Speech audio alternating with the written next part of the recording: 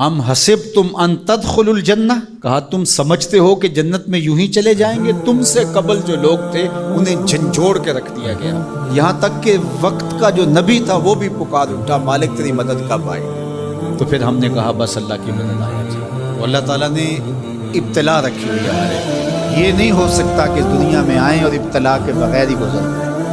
کوئی آدمی ایسے ہی گزر جائے، ایسے نہیں ہو سکتا، ابتلا سے اس کو گزرنا پڑے گا جیسے بھی گزرے۔ اللہ مال دے کے بھی آزماتا ہے اور غربت دے کے بھی آزماتا ہے، یہ دونوں آزمائشیں ہیں۔ کبھی صحت دے کے آزماتا ہے، کبھی بیماری دے کے آزماتا ہے، کبھی فراغت دے کے آزماتا ہے، کبھی مصروفیت سے آزماتا ہے، کبھی بھوک سے آزماتا ہے، کبھی انواع و اقسام کے کھانے فراواں دے دیتا ہے۔ اب آزمائش، وہ آزمائش تو ہے۔ حضور علیہ السلام سے حضرت ابو سعید خدری رضی اللہ تعالیٰ عنہ ملنے گئے تو آقا کریم علیہ السلام بخار میں مبتلا تھے، حضور کے اوپر لحاف تھا، کمبل تھا، تو انہوں نے کمبل کے اوپر ہاتھ رکھا تو بخار کی گرمی، جو جسم گرم ہو جاتا ہے بخار سے، وہ گرمی کمبل کے اوپر سے محسوس ہوئی۔ حضرت ابو سعید نے عرض کی یا رسول اللہ یہ کیا؟ فرمایا ہم کو تکلیفیں دوہری ملتی ہیں، اجر بھی دوہرا۔ سب سے زیادہ تکلیفیں انبیاء کو آئی، سب سے زیادہ تکلیفیں نبیوں کو پہنچے، پھر جو نبیوں کے خاص لوگ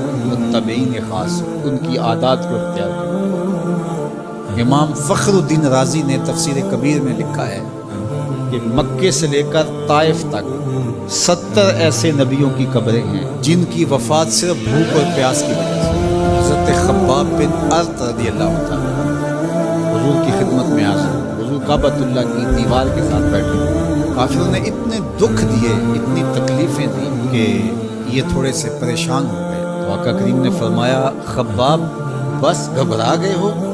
تم سے قبل ایسے لوگ بھی گزرے ہیں جس کے جسموں کو لوہے کی کنگھیوں سے چیرا گیا، حتیٰ کہ ان لوہے کی کنگھیوں کے دانے کے نشان ان کی ہڈیوں پہ پڑے، ان کی لکیریں ان کی ہڈیوں پہ آئی ہیں، یوں لوہے کی کنگھیوں سے ان کی ہڈیاں پہنچی۔ ان کو کہا گیا دین کو چھوڑو، ان کا جو کرنا ہے کرو، ہم دین کو نہیں چھوڑ سکتے۔ حضرت زکریا کے سر پیارا رکھ کے پاؤں تک چل، لیکن پڑھو ان کی سیرت، ان کی زبان سے اف بھی نہیں نکلی، زخم پہ زخم کھا کے جی، خون جگر کے آہ نہ کر لگوں، یہ عشق ہے دل لگی۔ تو خوشی ملے تو تب بھی اور غم ملے تو تب بھی، جو دائرے میں رہتے ہیں وہی کامیاب اور بامراد ہے۔ ظفر اسے آدمی نہ جانیے چاہے جتنا بھی ہو صاحب فہم و ذکا، ظفر اسے آدمی نہ جانیے چاہے جتنا بھی ہو صاحب فہم و ذکا، جسے عیش میں یاد خدا نہ رہی، جسے تیش میں خوف خدا نہ رہی۔ عیش کی زندگی ہو یا تیش کی زندگی ہو، خوشی کا موقع ہو یا مرحلہ غم ہو، امتحان میں یہ دیکھا جاتا ہے کہ کون سرخرو اور کامیاب ہوتا ہے۔ تو یہ زندگی امتحان گاہ ہے، کبھی مال کی فراوانی امتحان، کبھی غربت امتحان، کبھی پھلوں کی کثرت امتحان، کبھی پھلوں کا لٹ جانا امتحان، کبھی اولاد کی کثرت اور فرمانبردار اولاد نصیب ہو جانا یہ امتحان، اور کبھی اولاد کا مر جانا یا نافرمان نکمی اور آوارہ اولاد پلے پڑ جانا یہ امتحان۔ یہ امتحان زندگی، کبھی دولت ہی دولت انبار لگ جاتے ہیں، اور کبھی دو لقموں کے لیے بندہ ترستا ہے، یہ بھی امتحان۔ کبھی ماں باپ ہیں،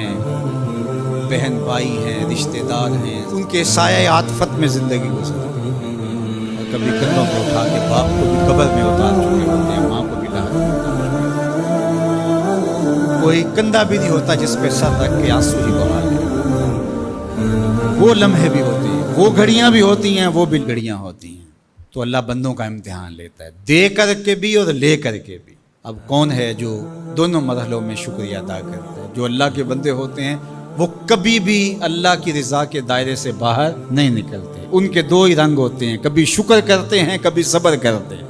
نہ ملے تو صبر کرتے ہیں، مل جائے تو شکر کرتے ہیں۔ اور پھر ان کے پاس فراوانی ہو تو اپنے اطراف میں رشتہ داروں کو، اعزاؤں کو، اقربا کو، گلی محلے کے لوگوں کو، جو ایسے حالات کے اندر جس کے پاس فراوانی ہے وہ اپنا مال لوگوں کی ضرورت کے لیے نہیں نکالتا، وہ ناکام ہے امتحان میں۔ چاہے وہ کوئی بھی ٹائٹل رکھتا ہو، چاہے پیر کا ٹائٹل اس کے پاس، چاہے عالم کا ٹائٹل اس کے پاس، چاہے وہ سیاستدان ہو، چاہے وہ کچھ بھی ہو، اس مشکل وقت پر جو ضرورت مندوں کے کام نہیں آتا، اگر اس کے پاس گنجائش ہے تو وہ امتحان میں ناکام ہو گیا ہے. جو اللہ نے امتحان لیا اس میں ناکام ہو گیا. اور دوسرا جو مصیبت میں پھنس گیا وہ اپنی سفید پوشی کا آخری حد تک بھرم نہ ٹوٹنے دے. تو میں اور آپ لمحہ لمحہ امتحان گاہ میں کھڑے ہیں. میں ممبر پہ بیٹھا ہوں تو میں بھی امتحان میں ہوں، آپ یہاں بیٹھے ہیں آپ بھی امتحان میں ہیں، فیکٹری کے مالک بن کے سیٹ پہ بیٹھے ہیں آپ بھی امتحان میں ہیں، اقتدار کی مسند پر بیٹھنے والے سب سے بڑے امتحان میں ہیں، کیونکہ سب سے زیادہ تو ان سے پوچھا جائے گا نا. اللہ تعالی ہمیں اس امتحان میں کامیابی دے، اور اللہ تعالیٰ اس وقت ملک کے جو حالات ہیں اپنے کرم سے ان کو درست فرما دے.